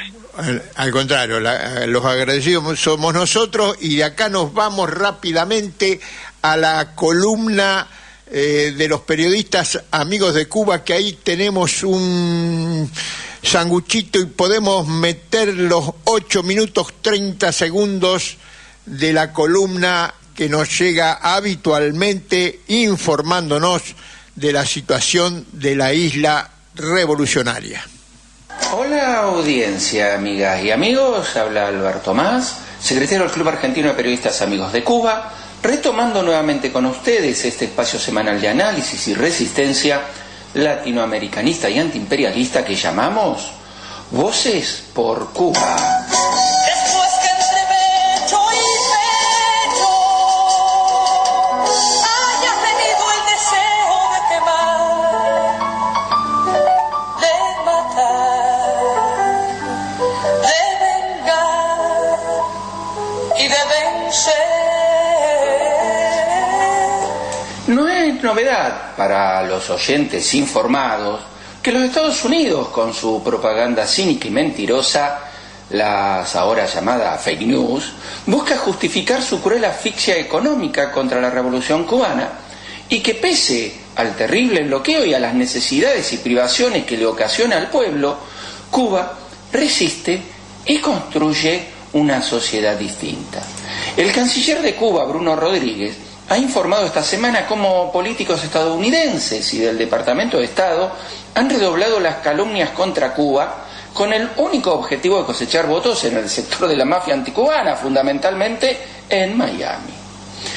Indudablemente, han quedado al desnudo las verdaderas intenciones de Washington en los hechos acaecidos últimamente cuando se dieron detalles sobre la operación militar de infiltración en la isla financiada de Estados Unidos, que pretendía efectuar atentados terroristas contra objetivos económicos, sociales y militares con un único objetivo: desestabilizar la estable y tranquila sociedad cubana. Este es el doble rasero del norte: acusar de terrorismo a todo aquel que no acepte sus políticas imperiales y financiar toda acción de terrorismo y desestabilización de los gobiernos que no se arrodillan ante sus designios. Las dictaduras sufridas en el Cono Sur en los 70, los golpes de Estado en Honduras, Haití, Bolivia, las invasiones en Medio Oriente como Irak o el irrestricto apoyo a Ucrania y al Estado terrorista de Israel, ¿eso es para ellos? La defensa de la democracia. ¡Qué tremenda brutalidad! Y Argentina no está ajena a estas acciones contra Cuba. Además de la reciente suspensión de YPF de proveer de combustible a los aviones de Cubana de Aviación en Ezeiza, lo que motivó la suspensión de los vuelos, en dos medios de la prensa hegemónica, la prensa lamebota, para definirlo tomando una frase conocida de Fidel Castro, se han publicado sendas notas que no resisten análisis. En una de Infobae, firmada por Carlos Sánchez Berzain, dice barbaridades, acusando a Cuba de aplicar el terrorismo de Estado con el propósito de generar miedo en la población y así lograr conductas y sometimiento, y para colmo afirma que estos métodos de la dictadura de Cuba, con raíces en la dictadura soviética, eso dice, que los aplica también en Venezuela, Bolivia y Nicaragua. Ahora, ¿quién es Carlos Sánchez Berzain? Carlos Sánchez Berzain fue el ministro de la Presidencia, ministro de Gobierno y ministro de Defensa durante el primer y segundo gobierno del presidente neoliberal y entreguista González Sánchez de Lozada en Bolivia. Presidente que debió renunciar por los levantamientos populares y la represión en la llamada masacre de octubre del 17 de octubre del año 2003, donde fueron asesinadas 70 personas por las fuerzas represivas durante lo que se llamó la Guerra del Gas. Tanto Berzain como Sánchez de Lozada, fueron condenados en Estados Unidos por ser responsables de ejecuciones extrajudiciales cometidas durante esos disturbios del año 2003 en Bolivia. Este es el personaje que habla de terrorismo de Estado en Cuba. El otro medio que ha atacado a Cuba es Perfil, donde Gabriel Salvia hace una larga exposición, en teoría cargada de datos, que además de dudosos y fuera de contexto, no se sabe quién los elaboró. Arremete contra Cuba y su integración por sexta vez, repito, sexta vez, en el Consejo de Derechos Humanos de las Naciones Unidas, y haber sido el país más votado por el grupo latinoamericano y del Caribe en la Asamblea General de dicho organismo. Salvia es el director general de CADAL, Centro para la Apertura y Desarrollo de América Latina, una ONG que con centro en la Argentina es financiada por la NED, la National Endowment for Democracy, una tapadera de la CIA para financiar las acciones en el exterior, y la ya conocida Fundación Konrad Adenauer. Para muestra, solo basta un botón, decía mi abuela. Estos personajes que destilan odio hacia Cuba, en sus países y en América Latina, siempre han apoyado las políticas antipopulares y han estado siendo unos serviles de las decisiones norteamericanas, son unos verdaderos mercenarios de la política. Pero Cuba, como dijimos, a pesar de los ataques, el bloqueo y las acciones contra insurgentes, responde con acciones concretas que, además de salvar vidas cubanas, las pone al servicio de la humanidad. Por ejemplo, acaba de confirmarse que Belarus se ha convertido en el primer país europeo en registrar la vacuna terapéutica contra el cáncer de pulmón desarrollada en los laboratorios biotecnológicos y farmacéuticos de Cuba. El Ministerio de Salud de Belarus, a través de su centro pericial y de pruebas en atención sanitaria, otorgó el registro de la vacuna cubana Symavax contra el cáncer de pulmón desarrollada por el Centro de Inmunología Molecular de Cuba. Este medicamento, Symavax, fue la primera vacuna terapéutica patentada y registrada oficialmente en el mundo contra el cáncer de pulmón, y fue realizada por esa pequeña isla caribeña, asediada, bloqueada y atacada permanente por los Estados Unidos, la primer potencia económica militar del mundo. Recordemos que Belarus fue también el primer país europeo que registró la vacuna cubana Soberana, desarrollada contra el COVID-19. Además, la agencia reguladora de dicho país es reconocida internacionalmente por sus altos y exigentes estándares de calidad. Indudablemente, otro mundo mejor es posible si se pone por delante la condición humana a la rentabilidad del capital. Y eso, a Cuba, el imperio no se lo perdona. Bueno, escuchábamos la columna de los periodistas amigos de Cuba y ya sin más vuelta nos vamos a dos orillas, el espacio habitual de Silvia Visconti, que nos ha visitado acá con motivo de la presentación de su película, y de Marcelo Esteves Rivero, La Pastoril, Memorias de un Olvido. Y ahora sí, escuchamos a Silvia Visconti.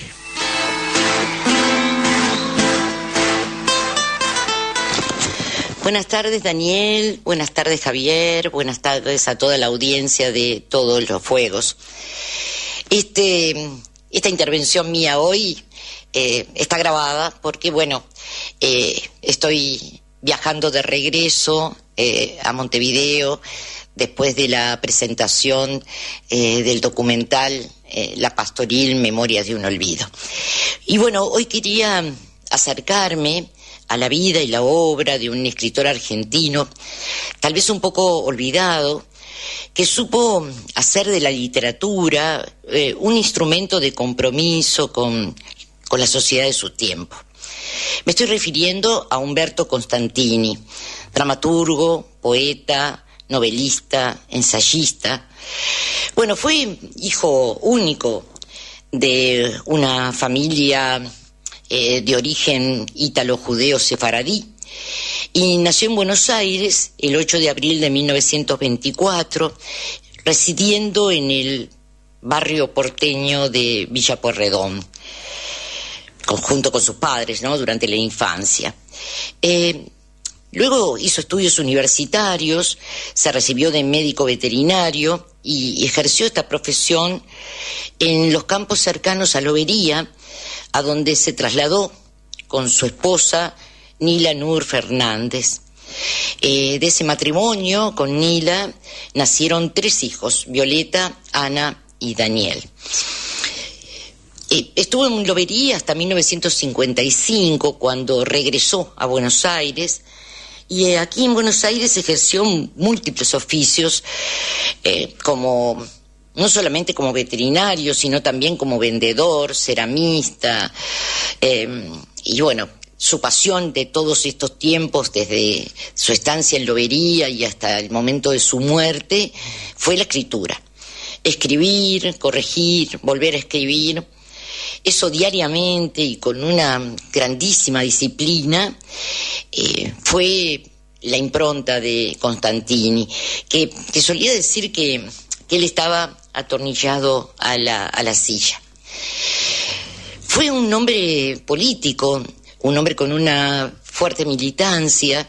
En su juventud estuvo ligado al Partido Comunista, un partido que luego abandonó para formar parte del Partido Revolucionario de los Trabajadores, el PRT. Por esta militancia, Constantini fue perseguido, integró listas negras, tanto durante la dictadura militar de 1976, como incluso antes, un poco antes de esta fecha. Algunas huellas de esas situaciones que les tocó vivir pueden de alguna manera descubrirse en algunos de sus poemas. Por ejemplo, en el poema El futuro. Este poema es un poco extenso, por lo cual yo les voy a leer solamente un fragmento, pero que da cuenta de estas situaciones. Nadie nos metería, por supuesto, en un atroz y fantasmagórico forfalcon, ni mucho menos iríamos a aparecer al otro día entre unos pastizales por Ezeiza, junto a un montón de cápsulas hervidas, ni dirían los diarios con su letra chiquita y su fea sintaxis cosas como se procedió a identificarlos. No, sencillamente no, porque eso no figuraba para nada en el futuro, porque eso no lo había dibujado con borrador y tiza y esperanza en el prolijo y diáfano futuro del pizarrón de 4º grado, el cual estaba todo hecho con tizas de colores, con un redondo sol de mayo y una confianza buena de las viejas, de esas que no se consiguen ni pagando al contado. Bueno, la obra en general de Constantini es una obra que tiene una fuerte denuncia social y que nos pone a los lectores de alguna manera en jaque, ¿no? Nos interpela, nos conmociona. En esos escritos él habla de cosas simples, del trabajador, el obrero, y muestra sus padecimientos, su cansancio. Le habla también a aquel que sueña con un trabajo digno, al solitario, y también a las figuras emblemáticas de la argentinidad, como Borges, Gardel, Troilo. Pero sobre todo, y de alguna manera, une todos estos temas hablando del amor, el amor al humano. Y bueno, esto tiene que ver con su postura política, que bueno, en definitiva lo va a llevar al exilio durante más de 7 años, cuando regresa, ¿verdad?, después cuando llega la democracia a la Argentina. Durante esos años que vivió en el exterior, Constantini siguió escribiendo y tiene una obra muy extensa, y además recibió varios premios, entre ellos el premio Casa de las Américas y también el premio de Bellas Artes. Estos premios de alguna manera vinieron a remarcar el valor de su obra. En ese exilio en México, en su casa que estaba en el Parque Hundido, atesoraba en un cuartito, dicen sus amigos, una especie de altar de la patria. Allí atesoraba cajas vacías de fósforos, de los fósforos ranchera, paquetes vacíos de yerba mate y otras chucherías que le hablaban de esa su Argentina que había dejado y a la que extrañaba mucho, y también le hablaba más específicamente de su Buenos Aires querido. Bueno, su primer libro de cuentos había sido publicado en 1958 y desde ese momento cosechó una larga producción literaria que incluye todos los géneros. Escribió cuentos, poemas, novela, teatro. Y a través de sus escritos, en el correr de su vida, se enfrentó a los poderosos y a los explotadores. Cuando era joven y en esa militancia política que tuvo, en esa etapa estudiantil, se enfrentó, por ejemplo, a los integrantes de la ultraderechista Alianza Libertadora Nacionalista. En la década del 70, integrado al PRT, milita con otros escritores, como fueron Haroldo Conti y Roberto Santoro. Estos dos escritores fueron secuestrados por la dictadura y aún permanecen desaparecidos. Bueno, como decíamos antes, en 1976 él recibe amenazas, es objeto de persecuciones, lo integran a listas negras, y eso determina precisamente su necesidad de exiliarse, y padece ese exilio que lo obligan, digamos, a pasar diariamente cuenta de sus seres queridos, de aquellos que desaparecen, de aquellos que están en prisión. En México conduce talleres literarios, hace programas de radio y sigue publicando. Cacho, como le decían sus amigos, fue un hombre común, digamos, un hombre que era un gran hincha, le gustaba mucho el fútbol, era un gran hincha de Estudiantes de La Plata, era un hombre amante del tango. Él cantaba a veces tangos y era un gran bailarín. Era admirador de Pugliese, de Troilo y de Eduardo Arolas. Y bueno, les invito entonces a escuchar una de esas milongas favoritas. El tema se llama El Adiós, es un tema de Gabino Ezeiza, que lo vamos a escuchar en la versión de Ignacio Corsini.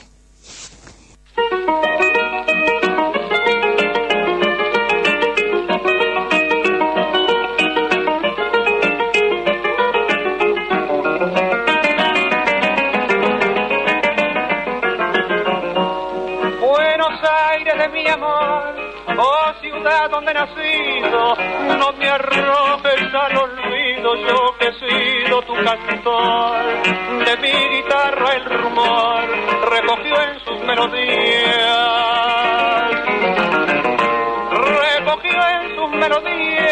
el recuerdo de otros días que jamás han de volver. Los viejos cantos de ayer que fueron las glorias mías.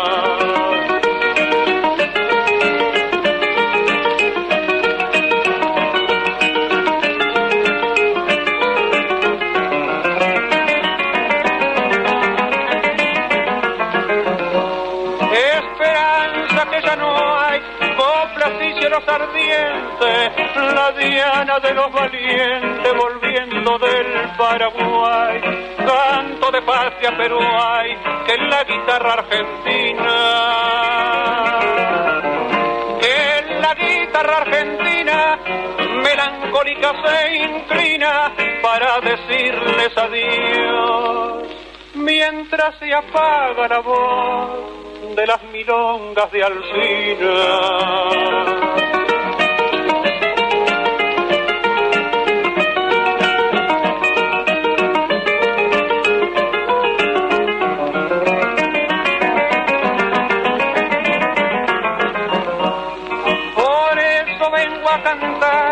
Mi trova de despedida, y hoy en la tarde de la vida mi alma ya empieza a nublar. Nadie volverá a escuchar de mi guitarra el rumor, de mi guitarra el rumor, canto de gloria y de amor de la ciudad en que he nacido. No me arrojes al olvido, yo que he sido tu cantor.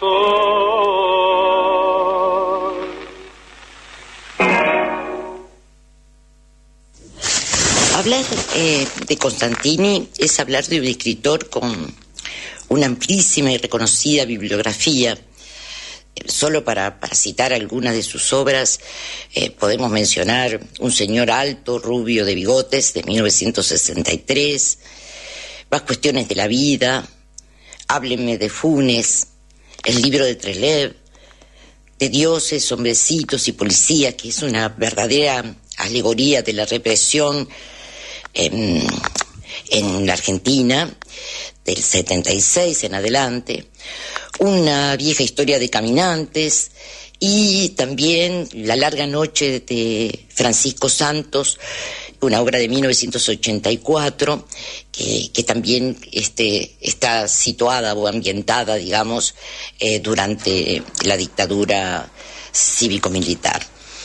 Pero Constantini también fundó con otros intelectuales la revista El Grillo de Papel, por allá por 1959, fundó una editorial, realizó obras de teatro, un gran admirador del Che Guevara y de la revolución cubana en términos generales, dedicó un hermosísimo poema al Che, que vamos a escuchar en la voz de Darío Grandinetti. A lo mejor está debajo de la alfombra. A lo mejor nos mira de adentro del ropero. A lo mejor ese color habano es una seña. A lo mejor ese pez colorado es guerrillero. Yo juro haberlo visto de gato en azoteas y yo corriendo por los hilos del teléfono. Señor, ¿ha revisado bien adentro de su cama? Oh, John, ¿qué es esa barba que asoma en tu chaleco? Deberíamos filtrar todas las aguas de los ríos, lavar todas las caras de los negros, picar la cordillera de los Andes, poner a Sudamérica en un termo. Dicen que en Venezuela montaba una guitarra, que en Buenos Aires entraba en bandoneones y discépolos, que en Uruguay punteaba una milonga con el diablo y en el Brasil, vestido de caboclo, bajaba a los terreiros. Pero si ayer nomás saltó en Santo Domingo, si en Colombia era cumbia de los filibusteros, si lo vi esta mañana con su risa terrible soltándole los duendes al espejo, a mí casi me mata la otra noche, se me subió con un montón de sátiros al sueño. Ese lío en Bolivia es cosa suya, y esos ladridos en la noche no son perros. ¿Y esa sombra qué pasa? ¿Por qué pasa? Y no me gustan nada esos berridos junto al pecho. A lo mejor está en la pampa y es graznido. A lo mejor está en la calle y es el viento. A lo mejor es una fiebre que no cura. A lo mejor es rebelión y está viniendo.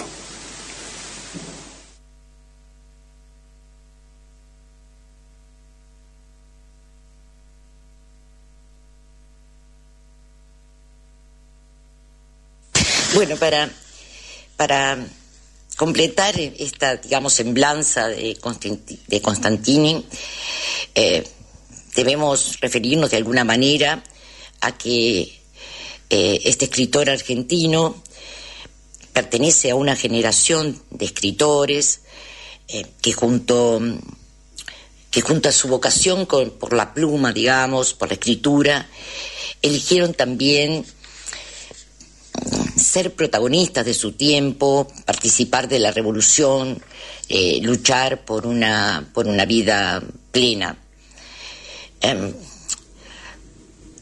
La obra de Constantini es una obra que ha sido presentada en varios países, traducida a múltiples idiomas, al alemán, al checo, al inglés, al finlandés, al hebreo, al polaco, al sueco, al ruso.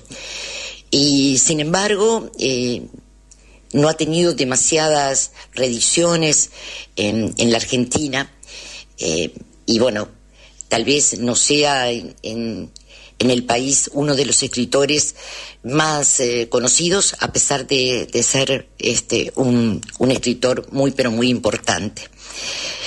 Constantini falleció en junio de 1987 de cáncer, una enfermedad que diezmó su salud, pero cuentan sus amigos y sus familiares que cuando ya estaba enfermo mantenía su costumbre de trabajar diariamente cada vez que la enfermedad le daba alguna tregua, y que incluso la noche anterior al día de su muerte, y aprovechando un leve bienestar entre quimioterapia y quimioterapia, trabajó en una obra, en una novela que estaba escribiendo, La Rapsodia de Raquel Lieberman, de la que alcanzó a completar 2 de los 3 volúmenes, y este tercer volumen que estaba escribiendo quedó inconcluso.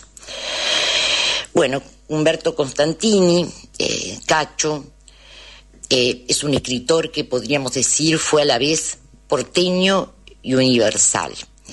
Fue de esa generación que logró vincular arte, política y militancia.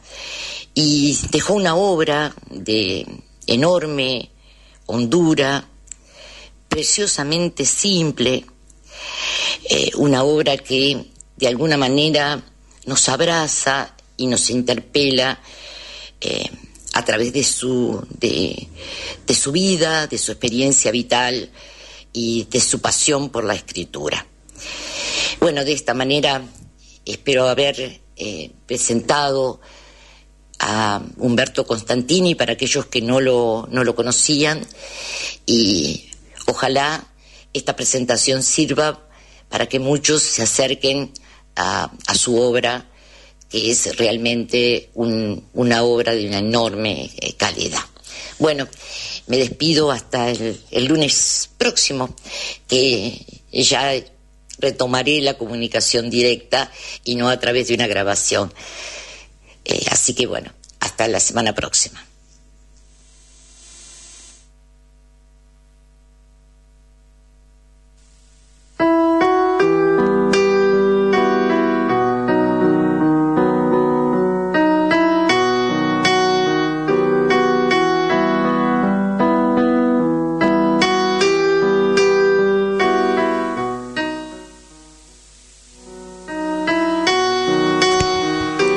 Bueno, le agradecemos a Silvia por su columna, y antes de despedirnos vamos a leer sobre la Noche de los Lápices santiagueña, que bueno, comenzó el 15 de julio de 1975. Se trató de la persecución política contra 21 jóvenes, la mayoría de ellos menores de edad, vinculados al movimiento estudiantil. Casi todos eran militantes o simpatizantes de la Juventud Evarista y del Frente de Estudiantes Secundarios. Fueron secuestrados por el grupo de tareas del DIP, liderado por Musa Azar. Sus casas fueron allanadas y les secuestraron libros, revistas, volantes, pósters, pinturas en aerosol y hasta cartas personales. Se les acusaba del delito de subversión y de tener una ideología marxista o de izquierda. Fueron llevados a un campo de concentración conocido entonces como Alcide y se les armó una falsa causa judicial. Del grupo de jóvenes, varios quedaron como presos políticos durante muchos años y 2 de ellos fueron desaparecidos por las fuerzas represivas. Eran Félix López y Liliana Mansilla. A 49 años los lápices siguen escribiendo. Y bueno, y con eso nos despedimos del programa. No sé dónde está Daniel, pero bueno, les agradecemos a todos los oyentes que nos mandaron mensajes, a Gladys, que hoy estuvo muy activa con nosotros. Le agradezco a Daniel, a Silvia, a Horacio Robelli, a Ismael Jalil por la entrevista, y bueno, y a Javi Rodríguez, obviamente. Y nos vamos para volver con todos los fuegos el próximo lunes de 18 a 20 horas.